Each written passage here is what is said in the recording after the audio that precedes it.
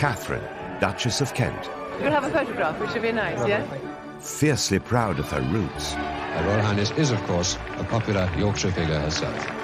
And best known as the Royal at Wimbledon, whose kindness to runners-up won her millions of admirers. Katharine devoted 4 decades to public service and was an inspiration to royals who followed. She represents the best of the royals. She is the perfect ambassador for the British royal family. After marrying into the family 60 years ago, I, Catherine Lucy Mary, take thee, Edward. royal life has come at a cost. From those who doubted she was good enough, There was a lot of opposition to the marriage at first. to a strained early married life. Catherine was effectively an army wife, and I think that meant quite long spells away from her husband. And with events that led to depression, which nearly ended the marriage.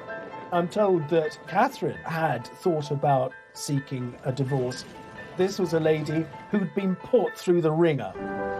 Katharine withdrew from public duties and shunned her royal title. The fact that she stepped back without making a big song and dance about it, she's a bit of a royal pioneer. She's challenged royal convention throughout her marriage, from converting to Catholicism to taking on a secret new role. I learnt more from these children than I ever taught them. Beloved by the public and the good causes she supports, how has Katharine succeeded where so many royals have failed? At an age when most people would be forgiven for putting their feet up, she just keeps going on.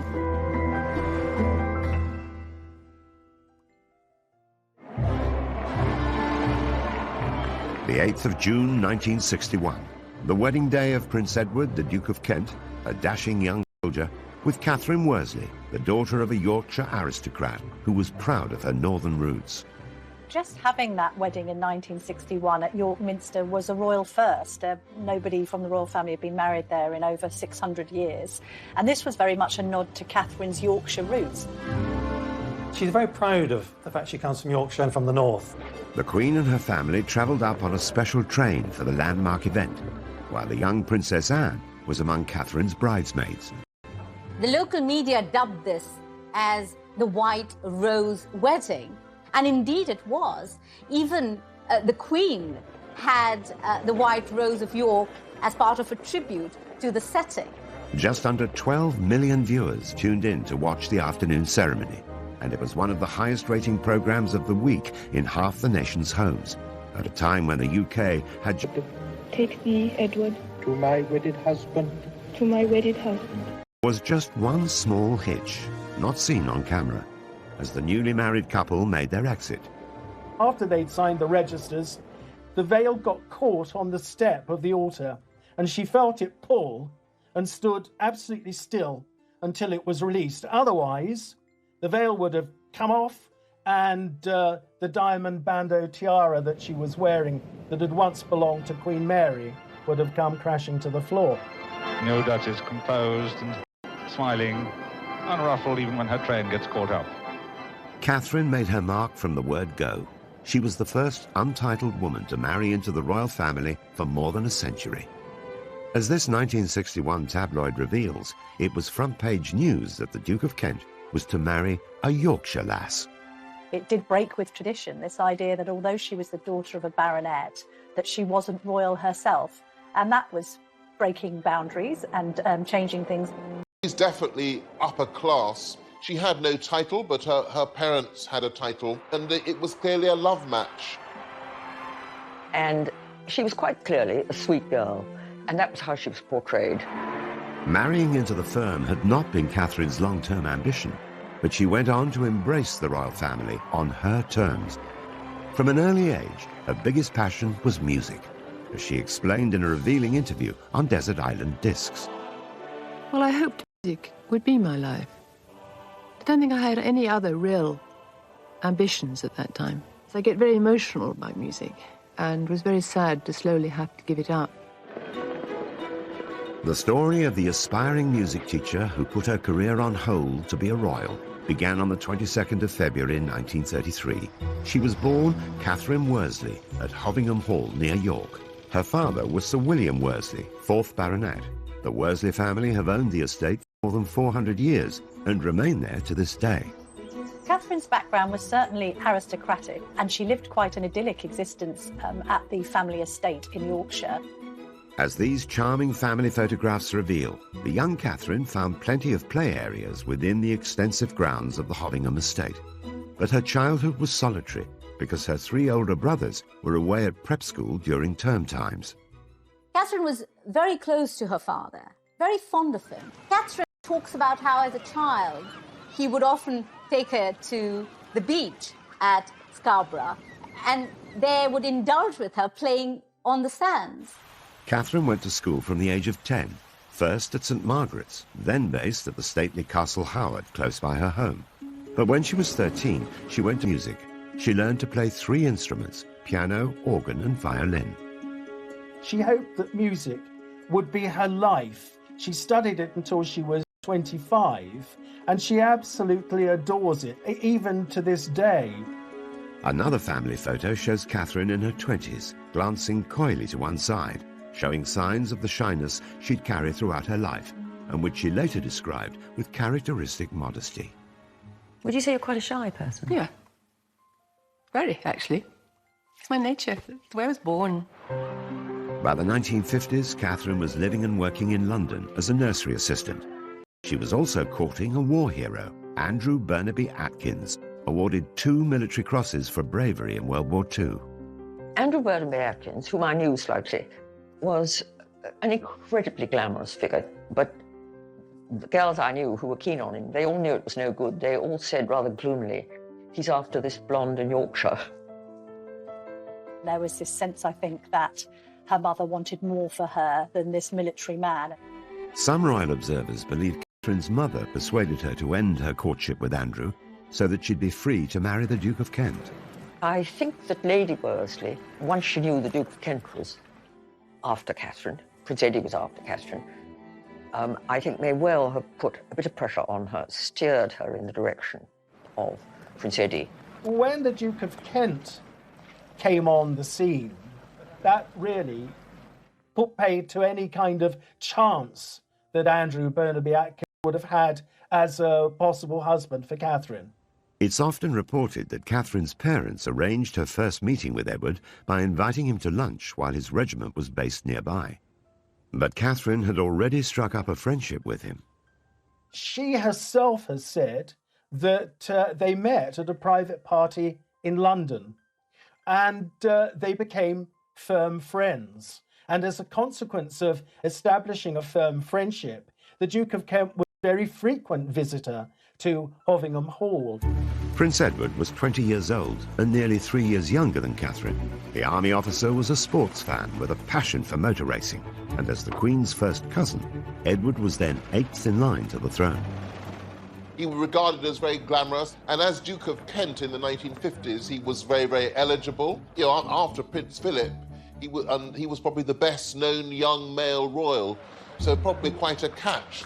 Catherine's mother had big ambitions for her daughter's relationship with Edward, but hadn't reckoned on his mother, the then Duchess of Kent, Princess Marina. She was so dubious about Catherine's suitability as a royal bride, it would take her 3 years to agree to their engagement.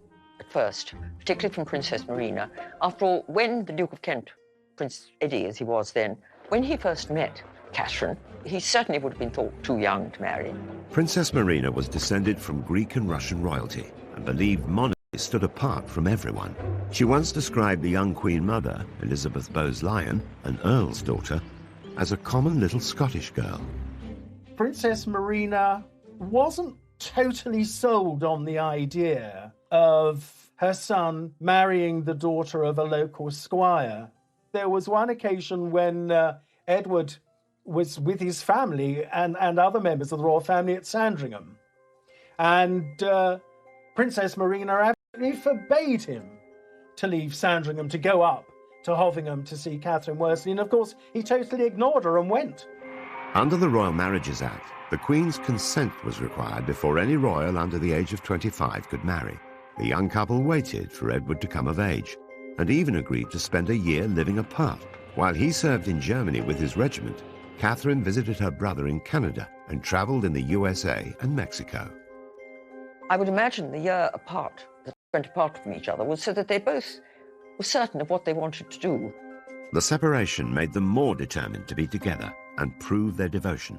In a frank radio interview years later, Katharine acknowledged that they made a wise decision.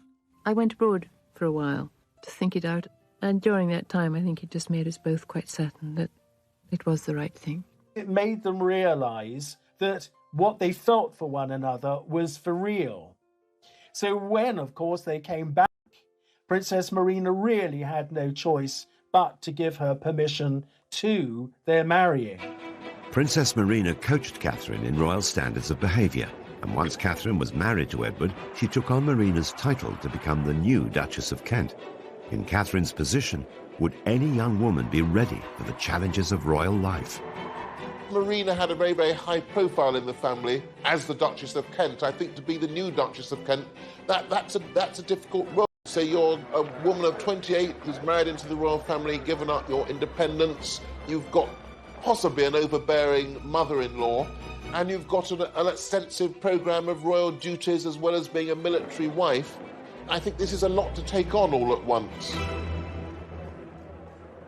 As Duchess of Kent, Katharine's taxing royal schedule lay ahead of her, but her love of music would never go away and would lead to a secret second life. Katharine, being said, well, let me come in and do a singing lesson for you with your class, and I'll just, come and help you.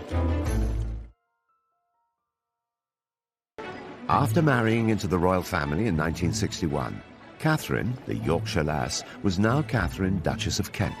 Thrown into a high-profile job with a grand title, she embraced the busy schedule of a working royal. I think it's important to realise the Duke and Duchess of Kent were very senior royals. Katharine, along with Margot, the leading female royal of that generation, so she was a bit of a star of the show. In the early years of their marriage, the Duke and Duchess of Kent were a great support to the Queen, at a time when her own children were too young to take on duties of their own. So as well as attending major royal events like Trooping the Colour or the state opening of Parliament, they were also asked to go on royal tours. The Kents represented the Queen overseas many times. One of their earliest visits was to Uganda in 1962 to mark the country's independence from British colonial rule.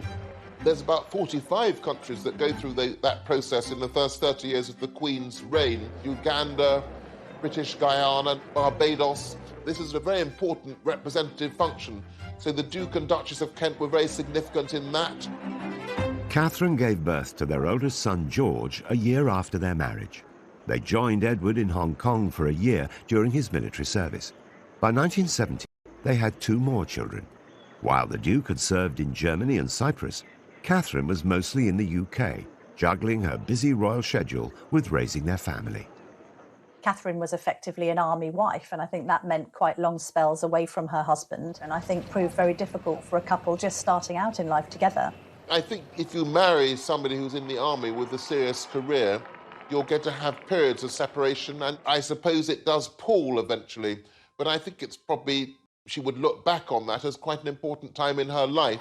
Katharine's time was filled with numerous public duties.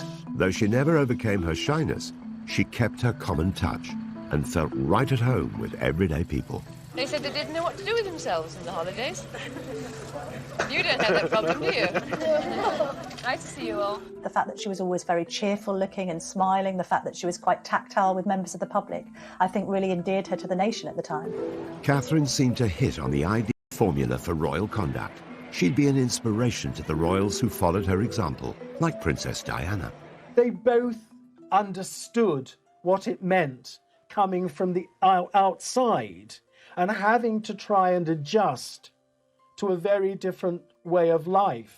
As Diana was to achieve later in her charity work, Katharine kept the focus on the cause rather than herself.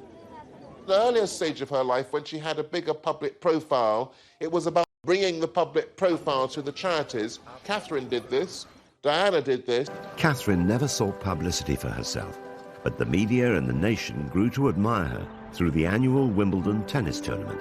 Her husband has been president of the All England Club since 1969. She accompanied him for more than 3 decades and was soon invited to present awards. I always used to observe how humane she was in always comforting the loser. and speaking directly and passionately to the person who hadn't won the trophy.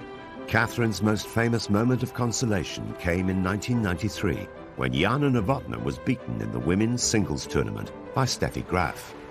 As this famous TV coverage reveals, Novotná burst into tears during the presentation ceremony. The loser had to make do with some royal words of comfort from the Duchess of Kent. Katharine's embrace, watched by millions of viewers, revealed her to be one of the most demonstrative of royals. Although some people might have been surprised to the royal family just expressing a natural human emotion, for Katharine that was just the normal, natural thing to do, and it was very impressive. In a candid interview years later, Katharine was still modest about her hug with Jana Novotná. You put your arm around her, and well, that's what you do when people are crying. A lot of people at the time said, my word, a member of the royal family. We are quite normal people. We do hug people who cry. We don't say, there, don't stop crying, no. She told people that she was terrified to go onto centre court because of this innate shyness, and she couldn't quite believe that she had attracted a level of fame because of her role on that sporting occasion. Such was Katharine's shyness and modesty, few people knew at the time that she'd already supported another Wimbledon star, Martina Navratilova. The communist regime in her homeland of Czechoslovakia refused to let her family join her in London for the 1978 contest. We don't quite know what the Duchess did, but there were reports that weren't denied that she had lent a hand in making sure that Martina's mother could be there to witness her tennis skills on the court in Great Britain. What are your impressions now of this country and of this tournament so far? It's very nice here, but I'm very glad to see my daughter. Katharine stopped presenting trophies in 2001.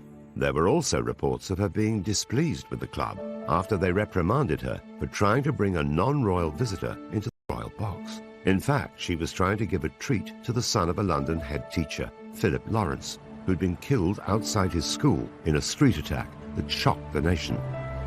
Pupils and colleagues gathered today at the Roman Catholic school in London's Maida Vale and paid tribute to their head teacher, who was married with 4 children. Katharine became very friendly with Philip's widow and also with Philip's son, and she tried to get the son into the royal box, which seems rather heartless and rude. She did remain a tennis fan and continued to attend for years and years after that, but just in the stands with everybody else because she went along with friends. Katharine has often found herself going against the royal grain, and in 1993, a chance encounter would lead to a new secret life, and one that would finally allow her to share her love of music. She had met one of the classroom teachers from the Wansbeck Primary School, and this teacher was explaining to her how nervous the teacher was about teaching music. So Katharine, being Katharine, said, well, let me come in and do a singing lesson for you with your class, and I'll just come and help you. And so, for the next 13 years, Katharine commuted to Hull once a week to teach music in a primary school, and later at schools across the country. As this touching documentary reveals, her rapport with children is instant. What's your favourite pop group? Black Eyed Peas. Is it? Yours is that? What's yours? I like Blue. You like Blue? I think everybody likes Blue. Westlife? Yeah. Everybody says that now. Katharine only brought cameras into schools when music education needed attention. Until then, she taught in secret, relying on staff discretion and using the name Mrs. Kent. Nicholas Robinson, her friend and a former head teacher, watched her at work. We travelled up on the train from King's Cross. She was in her tracksuit and trainers. And what really struck me was at the end of the 50 minutes, when she said, right, now children, it's time to finish. We've come to the end of our singing lesson. They all started saying, oh no, miss, please, can we sing that last song again? From my experience of singing, to have children saying, please, can we have another song after 50 minutes, was just really striking. One of the books I read, called Rhinoceros in the Classroom, said something very true, which is that a classroom is a room full of learners.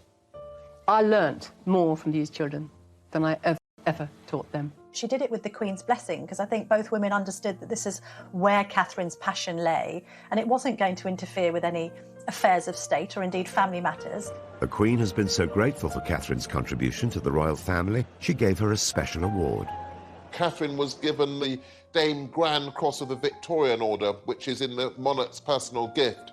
So I think the Queen has been quite close to Katharine, and has been very keen to thank her for her service to the royal family through the decades. But Catherine was to pay a heavy price for her constant devotion to duty. The impact of these traumatic events meant that Catherine spiraled into very serious depression.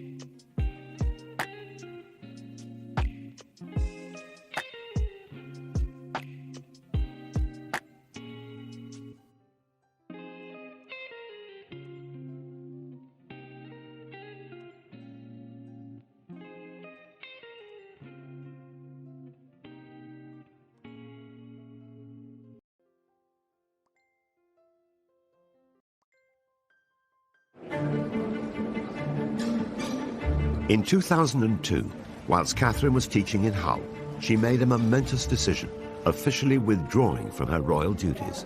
Thinking of it, I really will. Come the mid-90s, as it's now known, she doesn't make a big announcement and sing-song about it. By announcing that you're stepping back from something, you draw attention to yourself. So I think that what she did was much more dignified.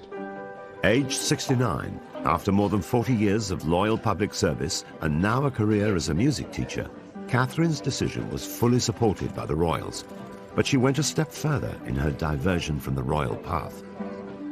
Catherine did not want to use the title of Royal Highness, and this was Catherine making the point that her royal life was behind her, and therefore, because it was behind her, because she was marching to her own drum now, she didn't need the rank or the title. She wanted to be Catherine. The Duchess revealed this herself in the first interview she gave after giving up her royal title. I don't like being a public figure. I say that very humbly. Why not? It's my nature. It's the way I was born. I like doing things quietly, behind the scenes, achieving things for children. It's the way some of us are built. Catherine had put her longing for privacy to one side in order to fulfill the role she'd taken on. But after 4 decades of royal duty, she found her moment to step away from the spotlight. Oh, lovely. She's not the kind of person who stands on ceremony. So I think asking to be released from that title, HRH, would be simply a genuine desire so that there would be no barriers between what she's trying to do and between her and ordinary people. It was an unusual move for a royal, but the Queen gave Catherine her blessing. It is quite significant to say to the Queen that you want to drop the use of your HRH status. There's quite a strong bond between the two women because they're of a similar age, the Queen 94, Catherine 88. And I think the Queen had admiration for the way that Catherine was quietly going about the business of trying to make life better for others. The Duchess's desire to step back from royal life led to unfavourable speculation in the media. She was branded a recluse. Catherine opened up about this in her heartfelt chat with Fiona Bruce. What do you make of that? I mind terribly. You mind terribly? I mind terribly. I mind so much because I'm not. I never was. I'm far too busy, Fiona. Teaching is a very full-time job. I travel to Manchester, I travel to Albury, I travel to London on a regular basis to various things. I look after my family, I cook for my husband. No, I'm not recluse. That period where people said she had been a recluse, actually she was secretly teaching at a primary school in Hull. The decision to drop her HRH title wasn't the first time she sparked headlines. In 1994, the Duchess caused great controversy when she once again pushed the boundaries of royal protocol, converting to Catholicism. Those close to her say she still retains a genuine affection for the Church of England, but they say she's embarked on what they call a personal spiritual journey. It was very significant, largely, of course, because not since 1701, the Act of Settlement, had a member of the royal family become Catholic. The Duchess arrived for the private ceremony with her husband to the applause of rating well-wishers. Catherine's decision to ask the Queen to allow her convert was really another example of what a determined woman she was. Despite being head of the Church of England, the Queen approved of Catherine's personal decision, but the move still caused a stir in the press. I think the media regarded it as quite controversial simply because it had never happened before. And this was at a time when, there'd been a lot of press coverage about the Duchess. Converting to Catholicism was a big step. She would not have done it in any kind of way to upset anyone else. It would have been a private matter for her. It's thought that Catherine had turned to Catholicism following tragic events that she faced as a mother. At the start, family life seemed almost idyllic. In the 1960s, I think it was a very happy family. They had the lovely house of Coppins in Iver, about 15 miles to the west of London, which had been inherited from the Duke and Duchess of Kent, the previous generation. The couple have 3 children. Their eldest child, George, known as the Earl of St Andrews, their middle child, a daughter, Lady Helen Windsor, and their youngest child, Nicholas, Lord Windsor. She seems to have had a desire to have a big family, so they had the 3 children, and it seems that she wanted to have a 4th child. But the years that followed would be some of the worst of her life. Along with losing both of her parents, the dream of having more children ended in tragedy. In 1975, at the age of 42, she became pregnant with her 4th child, but very sadly she contracted German measles. And of course, German measles in the first trimester can have the most devastating effect. And she had a termination. And I don't think she ever really quite forgave herself for that. But at the time, it seemed absolutely the right thing to do. Although the decision was medically advised, it's said to have plagued Catherine ever since. And in 1977, 2 years after the termination, tragedy struck once more. At 44, she conceived at birth. After 36 hours struggling to keep him alive, this baby died. And it devastated her. This triggered for Catherine the start of the most terrible period of depression, leading to being admitted to the King Edward VII Hospital. She was there in the hospital for 7 weeks. Catherine had hurled herself back into royal duty, which had serious consequences.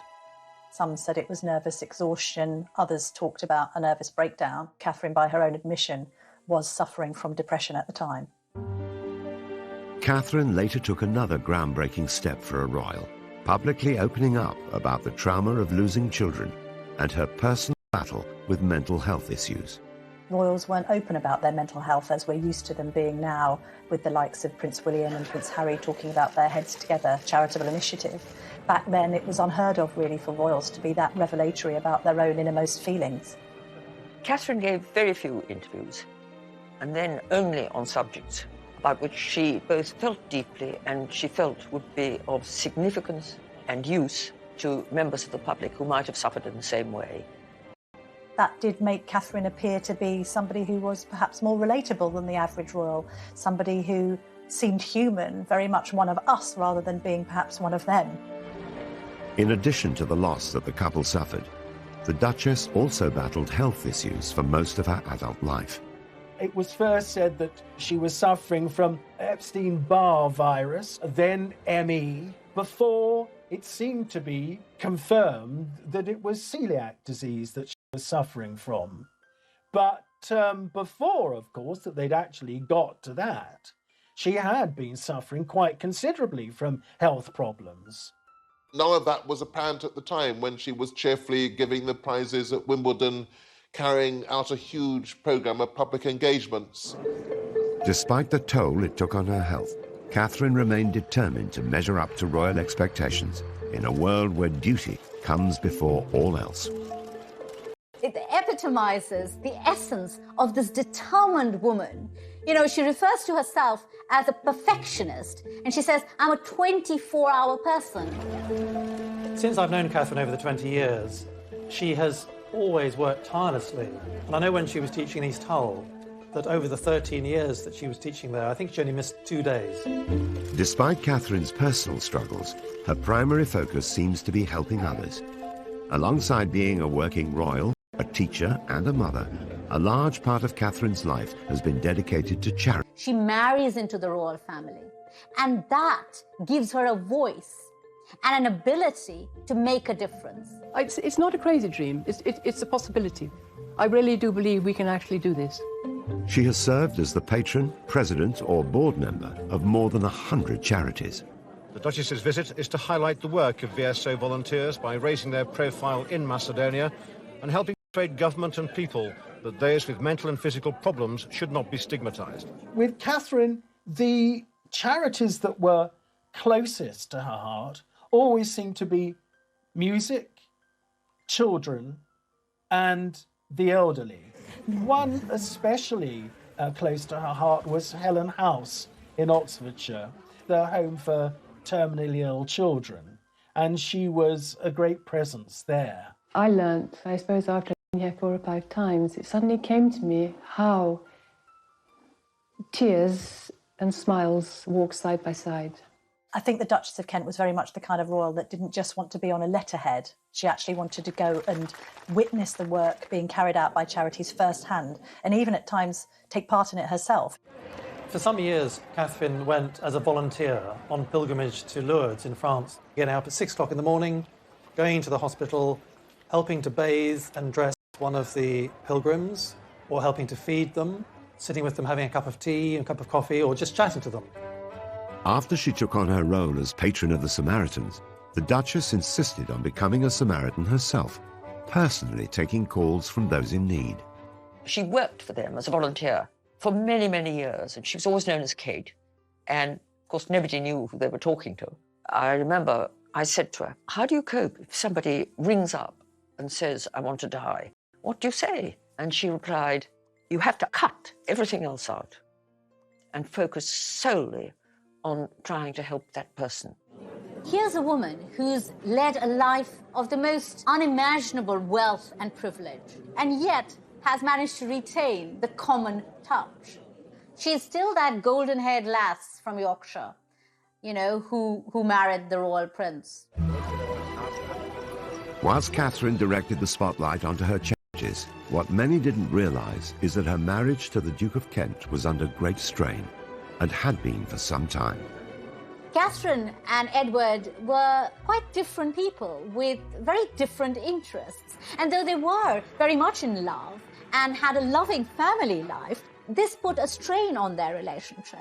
And then in the 1970s, after the loss of not one, but two children, and Catherine's serious depression. Catherine needed her husband to be there for her.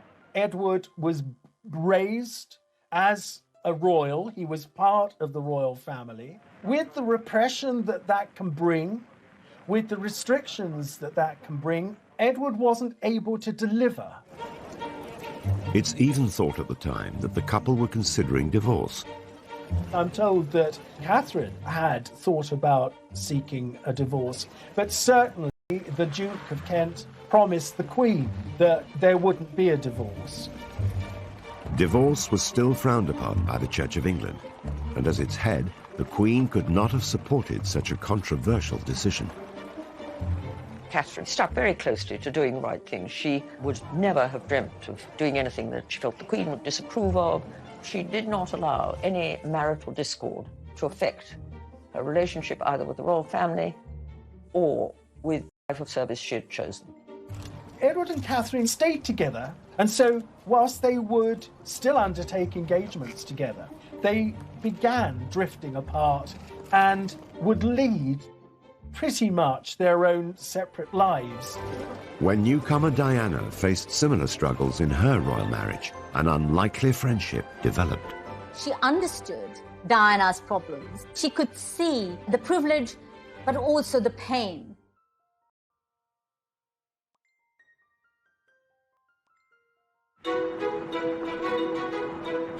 Throughout her royal life, the Duchess of Kent was tested by the unique demands of a royal relationship. Decades later, Princess Diana would experience many of the same struggles. You know, I think she could see a lot of herself in Diana. And later on, when they came to, reside together in Kensington Palace, they became very close friends. She advised Diana at critical moments of her life on how to handle the pressures in her marriage. Despite the age gap of almost 30 years, Catherine and Diana formed a unique friendship that lasted until Diana's death.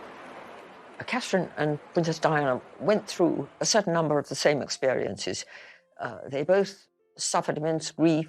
They both found themselves isolated at times. They both had to overcome mental difficulties, and they both had that quality of warmth and empathy with people. They were both free spirits, both wanting to respect the Queen in their royal role, but equally perhaps wanting to break free and operate a little differently in the royal sphere. Catherine admitted in a media interview years later that she understood Diana's problems and sympathized with them because she could see the privilege but also the pain. And so I think Catherine did put an arm around Diana and try and help her through some very tough times. Catherine knew too well the rigour of royal life. Now aged 88, with her royal duties and her HRH title behind her, Catherine, Duchess of Kent, seems to be living a life away from royal grandeur.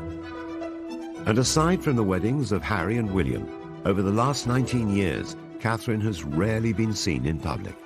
She's been able to pick and choose the few royal events that she attends, big weddings, occasionally trooping the colour, anything that's special for the Queen, with whom I think she has a close relationship. The Duke and Duchess of Kent are lucky enough to be grandparents to 10 children, so that must be a rather lovely phase in life that she's able to spend time with the grandchildren. It's often interesting to see royals who are now in their 80s being described as sort of having stepped back from age. Even at nearly 90, Catherine is committed to public duty. In 2004, rather than winding down after retiring from royal life, Catherine co-founded a music charity, Future Talent. I know she's patron and president of many organisations and charities, but this particular charity is her own vision. It's her baby. Having taught now for 12 years, as you say, in East Hull, and being incredibly frustrated by, I would say, at least 20 children in 12 years who had potential to reach the very, very top in music, and immensely frustrated that I can't find a route forward for them.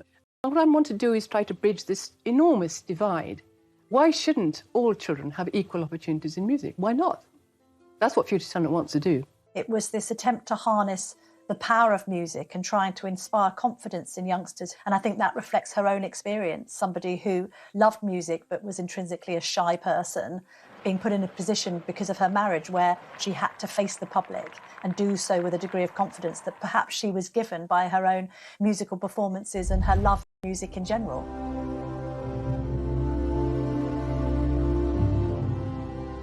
The charity has recruited ambassadors such as Dame Judi Dench and Sting, and Katharine has organised concerts at Buckingham Palace and Windsor Castle for the young musicians. Right from the beginning, Katharine would go into the office 2 or 3 times a week and we'd be writing letters and making phone calls. At an age when most people would be forgiven for putting their feet up and taking it easy, she just keeps going on. Spanning 7 decades, the Duke and Duchess's marriage has not been without its difficulties. But after living largely separate lives, in 2013, Katharine moved back into their home, Wren House in Kensington Palace, after Edward suffered a stroke. It's rumoured that the two are closer now than they have ever been before. But this is the quintessential Katharine, giving support and succour when she feels it's needed, whether to her husband, who is now ailing, or in the past to the weeping Jana Novotná in Wimbledon. The Duchess is still close with her royal relatives, and her neighbours at Kensington Palace include William and Kate. It's a family community, so that's rather lovely that they're still integral members of the royal family. I'm sure that occasionally they would see the Queen. Catherine Worsley married into the royal family against all the odds, and has not only survived, but has lived royal life on her own terms. She's transformed what it means to be a royal, the fact that she became a Catholic, which is a song and dance about it, the fact that she taught quietly in a school. I don't think we have any examples of any other royals that have been able to be that free-spirited and independently minded, while at the same time remaining within the royal fold and not offending anyone by their own desire to do things a little differently. The Duchess has proved that you don't need to do everything the conventional way to lead a life devoted to public service. She has spent most of her life trying to help other people, and that service is what the monarchy. One at York Minster was a royal first. Nobody from the royal family had been married there in over 600 years, and this was very much a nod to Catherine's Yorkshire roots. She's very proud of the fact she comes from Yorkshire and from the north.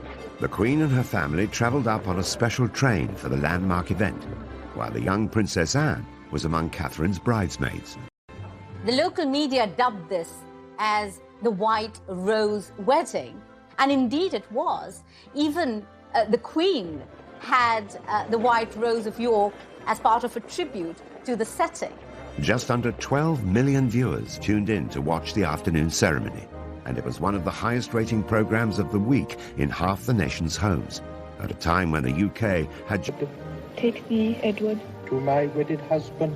To my wedded husband. Was just one small hitch, not seen on camera, as the newly married couple made their exit. After they'd signed the registers, the veil got caught on the step of the altar, and she felt it pull and stood absolutely still until it was released. Otherwise, the veil would have come off, and the diamond bandeau tiara that she was wearing that had once belonged to Queen Mary would have come crashing to the floor. No Duchess, composed and smiling, unruffled even when her train gets caught up.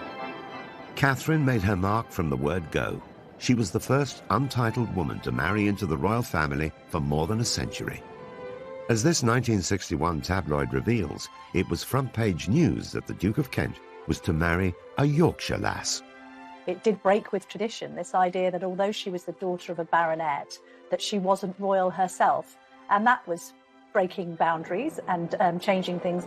She's definitely upper class. She had no title, but her parents had a title, and it was clearly a love match. And she was quite clearly a sweet girl, and that was how she was portrayed. Marrying into the firm had not been Catherine's long-term ambition, but she went on to embrace the royal family on her terms. From an early age, her biggest passion was music, as she explained